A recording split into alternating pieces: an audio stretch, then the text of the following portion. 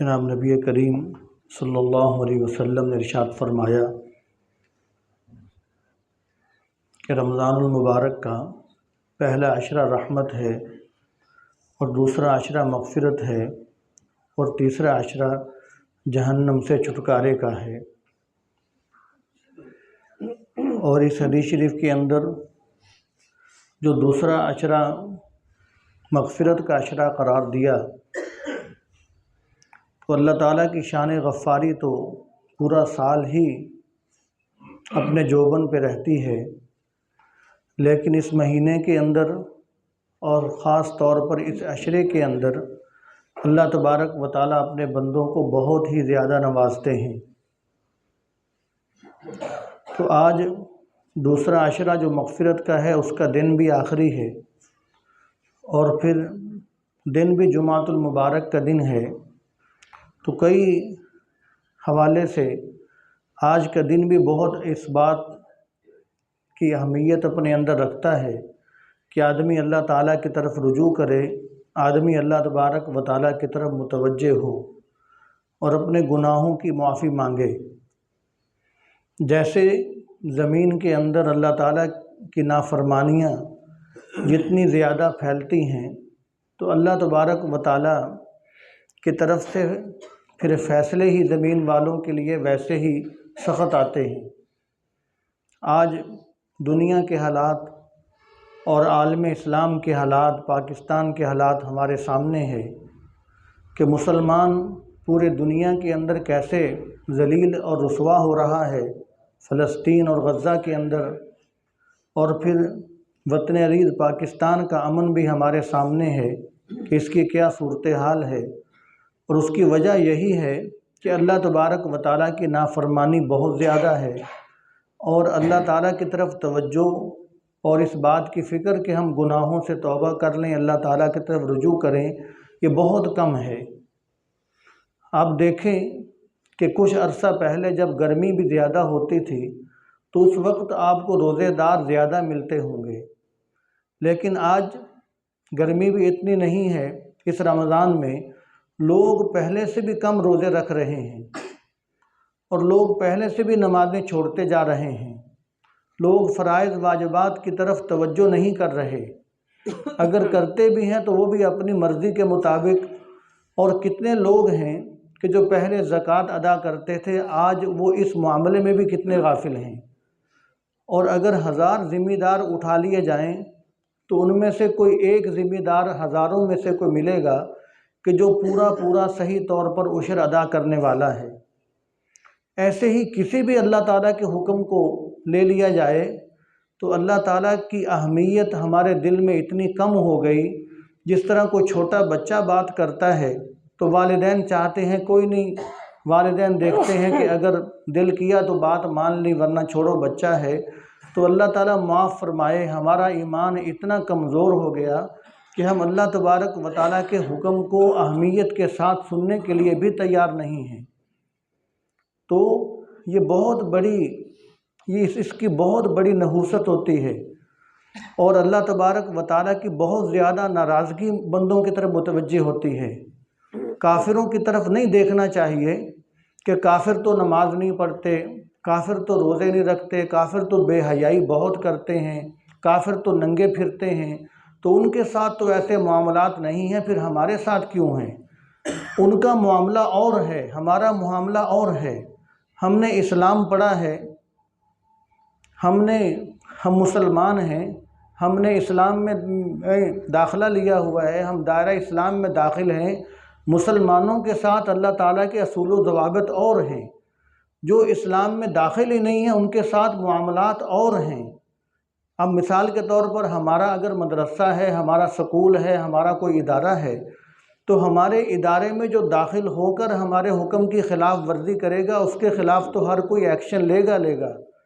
جو جس ادارے میں پڑھتا ہی نہیں ہے، جس نے داخلہ ہی نہیں لیا، وہ کسی اور ادارے کا اسٹوڈنٹ ہے، کسی اور فیکٹری کے اندر کسی اور کارخانے میں کام کرتا ہے، ہمیں اس سے کوئی سروکار نہیں ہوگا جو مرضی کرتا پھرے۔ اس لیے کہ ہم نے اس کو دینا ہی کچھ نہیں ہے، نہ ہم نے اس کو کوئی اجرت دینی ہے، نہ کوئی اور معاملہ کرنا ہے۔ وہ ہمارا طالب علم ہی نہیں ہے، وہ ہمارا ملازم نہیں ہے، ہمارا اس کے ساتھ کوئی تعلق نہیں۔ تو جو مسلمان ہے اس کے ساتھ اللہ تعالیٰ کا تعلق بن گیا، تو اللہ تبارک و تعالیٰ کا اس کے ساتھ وعدہ ہے، اور اللہ تعالیٰ کے اس کے ساتھ معاہدات، اصول و ضوابط کچھ اور ہیں۔ کافروں کو تو اللہ تعالیٰ نے دنیا کے اندر ڈھیل دے رکھی ہے، دنیا کے اندر مہلت دے رکھی ہے کہ تم نے دنیا کو جنت سمجھا، تم نے دنیا کو عیش و عشرت کا سامان سمجھا، تو یہاں پر کچھ عرصے کے لیے مزے اڑاؤ، ہم تمہاری نافرمانیوں پر تمہیں ہم پکڑیں گے بھی نہیں، تمہیں ڈھیل بھی دیتے رہیں گے، پھر آخرت میں اکٹھا تم سے نمٹ لیں گے۔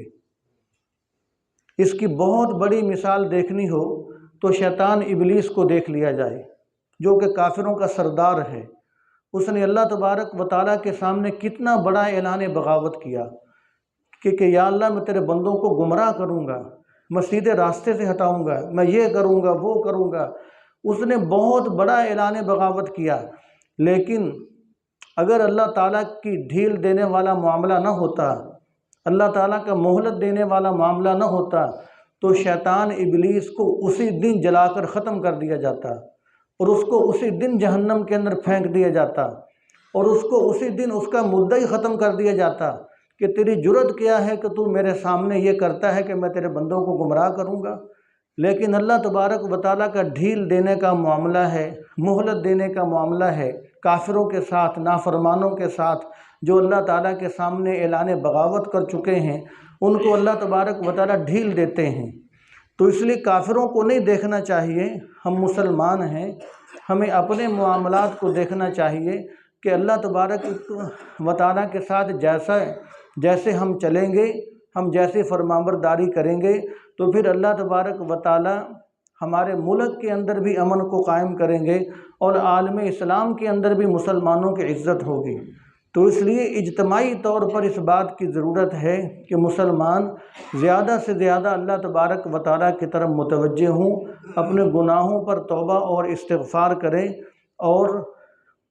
اور اللہ تبارک و تعالیٰ کو منانے کی فکر کریں، اس بات کی کوشش کریں۔ اور اللہ تعالیٰ کو منانا تو والدین کو منانے سے بھی آسان ہے، اللہ تعالیٰ کو منانا تو اپنی ماں کو منانے سے بھی آسان ہے۔ سب سے زیادہ دنیا کے اندر منانا اگر کسی کو آسان ہے تو وہ صرف اللہ تعالیٰ کی ذات ہے، اس لیے کہ شان غفاری کہ معاف کرنے کی شان اور درگزر کرنے کی شان اور حلم والی شان جو ہے سب سے زیادہ وہ اللہ تعالیٰ کے پاس ہے۔ اگر ہم یہ سوچ لیں کہ اللہ تعالیٰ سے بڑا بھی کوئی معاف کرنے والا ہے، کوئی اللہ تعالیٰ سے بڑا بھی درگزر کرنے والا ہے، کوئی اللہ تعالیٰ سے بڑا بھی گناہوں کو پر پردے ڈالنے والا ہے، تو پھر تو ہم کافر ہو جائیں گے۔ تو جب ہم مسلمان ہیں، ایمان کا تقاضا یہ ہے کہ آدمی کا اس بات پر یقین ہو، ایمان ہو، عقیدہ ہو کہ اللہ تعالیٰ سے بڑا اور معاف کرنے والا کوئی نہیں۔ تو جب اس سے معاف کرنے والا کوئی نہیں ہے تو پھر سب سے زیادہ منانا آسان بھی اسی کو ہے۔ تو جب سب سے زیادہ منانا آسان اسی کو ہے، تو پھر بھی اگر بندے اللہ تعالیٰ کو نہ منائیں، اللہ تعالیٰ سے دور بھاگیں، تو پھر آپ صلی اللہ علیہ وسلم کا وہ فرمان ہی سامنے آتا ہے کہ آپ صلی اللہ علیہ وسلم نے فرمایا کہ میں تو اپنی امت کو پہلوؤں سے پکڑ پکڑ کے پیچھے کھینچ رہا ہوں، لیکن یہ پھر بھی آگ پر گرتے جا رہے ہیں۔ فرمایا کہ میں ان کو پکڑ پکڑ کے پیچھے کھینچ رہا ہوں اپنی امت کو، یہ پھر بھی آگ کے اوپر گرتے جا رہے ہیں۔ پھر یہی ہے کہ جب اللہ تبارک و تعالیٰ بھی معاف کرنے کو تیار ہیں، اور بہت زیادہ معاف کرنے والے، سب سے زیادہ آسان اس کو منانا، پھر بھی آدمی اللہ تعالیٰ کی طرف رجوع نہ کرے، تو پھر آپ صلی اللہ علیہ وسلم کا فرمان سچ ہے کہ میں اپنے بندوں کو پہلوؤں سے پکڑ پکڑ کے پیچھے کھینچ رہا ہوں کہ میں اپنی امت کو، لیکن میری امت پھر بھی آگ پر گرتی جا رہی ہے۔ اور اللہ تبارک و تعالیٰ تو اس قدر خوش ہوتے ہیں کہ آپ صلی اللہ علیہ وسلم نے ارشاد فرمایا کہ جس طرح کوئی پیاسا ہو اور شدید پیاسے آدمی کو پانی ٹھنڈا پینے کے لیے مل جائے تو اس کو کتنی خوشی ہوگی۔ فرمایا کہ حالانکہ بظاہر تو آدمی کو فائدہ ہوا ہے، اس کو پانی پینے کے لیے ملا، اس کا فائدہ ہوا، اس کو اتنی خوشی ہوئی۔ اگر اللہ تعالیٰ معاف ہمیں کر دیں گے تو اللہ تعالیٰ کو کیا فائدہ، ہمارا اس میں فائدہ ہے۔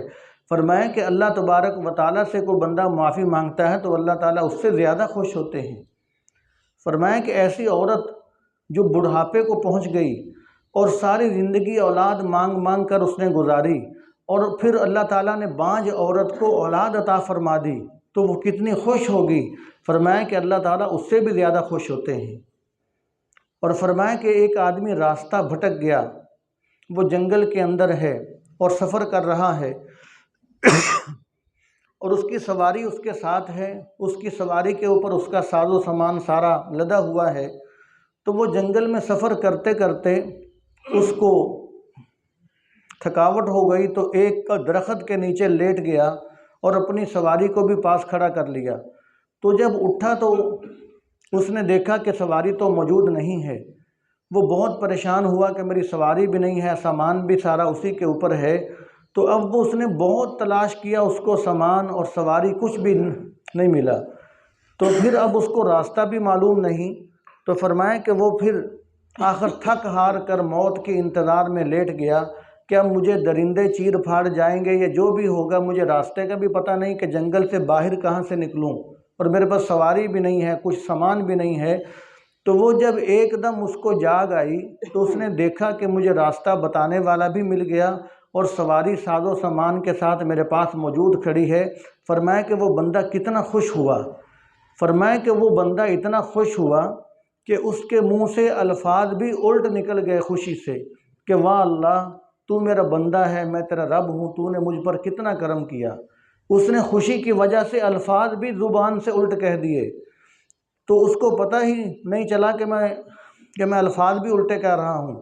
فرمایا کہ اس آدمی کو کتنی خوشی ہوئی ہوگی۔ فرمایا کہ اللہ تبارک و تعالیٰ کو اس سے بھی زیادہ خوشی ہوتی ہے کہ جب آدمی اللہ تعالیٰ کے دربار میں آ کر کہتا ہے کہ یا اللہ میں شیطان کا بندہ نہیں ہوں، میں تو آپ کا بندہ ہوں، میں تو رحمان کا بندہ ہوں، لہٰذا میں آپ کی مان کر زندگی گزاروں گا۔ میں نے آپ کا کلمہ پڑھا ہے، آپ کے حبیب صلی اللہ علیہ وسلم کا میں نے کلمہ پڑھا ہے۔ تو جب آدمی اللہ تعالیٰ کے در پہ آ کے جھکتا ہے تو اللہ تعالیٰ معاف بھی فرماتے ہیں، خوش بھی ہوتے ہیں، اور لوگوں کی توجہ کو دیکھ کر ان کے ملک کے اندر اور عالم اسلام کے اندر اللہ تبارک و تعالیٰ پھر خوشخبریاں سناتے ہیں۔ جب آدمی دور اللہ تعالیٰ سے بھاگتا ہے، ایک پورے عالم کے اندر مسلمان جب نافرمانی پر اتر آتے ہیں تو پھر اللہ تبارک و تعالیٰ کی ناراضگی کے آثار بھی مسلمانوں کو دیکھنے کے لیے ملتے ہیں۔ دعا ہے کہ اللہ تعالیٰ ہمیں عمل کرنے کی توفیق عطا فرمائے۔ بسم اللہ الرحمن الرحیم، الحمد للہ رب العالمین، والصلاة والسلام علی سید الانبیاء والمرسلین۔ اللہم لک الحمد ما انت اہلہ انک اہل التقوی و اہل المغفرہ۔ ربنا ظلمنا انفسنا وان لم تغفر لنا وترحمنا لنکونن من الخاسرین۔ رب اغفر وارحم وانت خیر الراحمین۔ پیارے اللہ، آپ رحمان ہیں، آپ رحیم ہیں، آپ غفور ہیں، آپ غفار ہیں۔ یا اللہ آپ ودود ہیں، آپ حنان ہیں، آپ منان ہیں۔ یا اللہ آپ بہت رحمت کرنے والے ہیں، بہت معاف فرمانے والے ہیں۔ یا اللہ پوری امت مسلمہ کو معاف فرما دیجئے، پوری امت مسلمہ کو بخش دیجئے، پوری امت مسلمہ پر رحمت والا معاملہ فرمائیے۔ یا اللہ یہ امت، یا اللہ ہم سب آپ کے حبیب صلی اللہ علیہ وسلم کی یہ امت، یا اللہ ہم سب گناہ گار گناہوں کے سمندر میں ڈوب رہے ہیں۔ یا اللہ آپ کے سوا کوئی اور بچانے والا نہیں ہے۔ یا اللہ آپ خصوصی رحمت فرمائیے، معافی والا معاملہ فرمائیے۔ یا اللہ اپنے بندوں کو اپنی طرف توجہ نصیب فرما دیجئے، اپنے بندوں کا دلوں کا رخ اپنی طرف پھیر لیجئے۔ یا اللہ جنہوں نے کلمہ آپ کا پڑھا ہے، خواہ وہ حکمران ہیں یا عوام ہیں، یا اللہ سب کے دل یا اللہ اپنی طرف متوجہ کر لیجئے۔ یا اللہ خواہ حکمران ہیں یا عوام ہیں، پوری امت کے جو مسلمان حکمران ہیں بطور خاص، یا اللہ انہوں نے کلمہ تو آپ کا پڑھا ہے، انہوں نے آپ کا نام تو لیا ہے، چاہے جیسا کیسا بھی لیا۔ یا اللہ اسی کو بہانہ بنا کر کے انہوں نے میرا نام لیا، سب کے دل اپنی طرف متوجہ کر لیجئے۔ یا اللہ سب کو توفیق نصیب فرما دیجئے۔ یا اللہ سب کے دلوں سے دنیا کی محبت کو ختم فرما دیجئے، آخرت کی محبت دل میں یا اللہ بٹھانے کی توفیق نصیب فرما دیجئے۔ یا اللہ جو کافر مسلمانوں پر حملہ آور ہیں، فلسطین میں، غزہ میں، پاکستان کے علماء پر، یا اللہ جو کافر مسلمانوں پر حملہ آور ہیں، یا اللہ وہ صرف مسلمان حکمرانوں کی یا اللہ بزدلی کو دیکھتے ہوئے، ان کی دنیا کی محبت کو دیکھتے ہوئے یا اللہ وہ یہ کام کر رہے ہیں۔ یا اللہ مسلمان پوری دنیا کے حکمرانوں کو غیرت ایمانی نصیب فرما دیجئے، غیرت ایمانی نصیب فرما دیجئے۔ اگر انہوں نے کلمہ پڑھا ہے تو یا اللہ کلمہ کا حق ادا کرنے کی توفیق نصیب فرما دیجئے۔ یا اللہ پوری امت مسلمہ کے حال پر رحم فرمائیے، وطن عزیز پاکستان میں امن قائم فرما دیجئے۔ یا اللہ یہ رمضان المبارک کا دوسرا عشرہ مغفرت والا آج ہم سے رخصت ہو رہا ہے، یا اللہ اس عشرے سے ہمیں وافر حصہ نصیب فرما دیجئے، ہمیں وافر حصہ نصیب فرما دیجئے۔ اپنے بندوں کو یا اللہ اپنی طرف متوجہ فرما لیجئے۔ یا اللہ تیرے بندے تو بہت غافل ہیں، ہم سب بہت غافل ہو چکے۔ یا اللہ شیطان نے ہم پر قبضے جما لیے، نفس نے، دنیا کی محبتوں نے ہم پر قبضے جمائے۔ یا اللہ آپ کو قبضے چھڑانے آتے ہیں، آپ یا اللہ قوی ہیں، آپ سے بڑا طاقتور کوئی نہیں ہے۔ یا اللہ سب غیر کے قبضے چھڑا کر اپنی ہی یا اللہ اپنی طرف ہی متوجہ کر لیجئے۔ یا اللہ سب کی جائز دلی حاجات پوری فرمائیے، سب کی مشکلات آسان فرمائیے، سب کی سب پریشانیاں دور فرمائیے، کسی کو کسی کا محتاج نہ فرمائیے، محض اپنے در کا محتاج رکھیے۔ یا اللہ فلسطین میں، غزہ میں مسلمانوں کی مدد اور نصرت فرمائیے۔ یا اللہ وطن عزیز پاکستان کی حفاظت فرمائیے۔ یا اللہ جو فلسطین اور غزہ میں عالم اسلام پر، پاکستان پر یا اللہ جو حملہ آور ہیں اور میلی نگاہ سے دیکھتے ہیں، یا اللہ ان کی نگاہوں کو نکال کر رکھ دیجئے۔ یا اللہ ایسے ظالموں کے لیے حضور صلی اللہ علیہ وسلم نے بہت بد دعائیں فرمائی ہیں، یا اللہ وہ تمام بد دعائیں ایسے ظالموں کے حق میں قبول فرما لیجئے۔ یا اللہ وہ تمام بد دعائیں ایسے ظالموں کے حق میں قبول فرما لیجئے۔ یا اللہ امت مسلمہ کی حفاظت فرمائیے، اپنے حبیب صلی اللہ علیہ وسلم کی امت کی حفاظت فرمائیے۔ یا اللہ جمعۃ المبارک کا دن ہے، ہمیں اس کی قدر کرنے کی توفیق عطا فرمائیے، خصوصاً جمعۃ المبارک کو زیادہ سے زیادہ درود شریف پڑھنے کی، سورۃ کہف پڑھنے کی توفیق نصیب فرمائیے۔ پوری امت مسلمہ کہ یا اللہ مسلمانوں کو اس جمعے کو بھی، اس رمضان کو بھی روزانہ امت مسلمہ کے لیے زیادہ سے زیادہ دعائیں کرنے کی توفیق نصیب فرمائیے۔ ہماری دعاؤں کو حضور صلی اللہ علیہ وسلم کے واسطے سے قبول فرمائیے۔